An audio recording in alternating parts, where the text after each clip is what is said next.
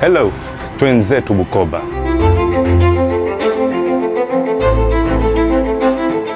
Safari ya leo nasafiri na Air Tanzania kutoka Dar es Salaam mpaka Mwanza. Hali ya hewa ni safi, shwari kabisa. Tumefika Mwanza, lakini safari bado haijaisha. Twenzetu.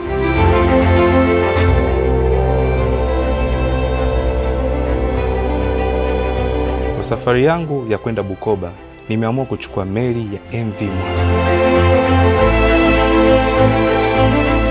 Cruise ya ukweli, yaani hii ni moja kwa moja mpaka Bukoba.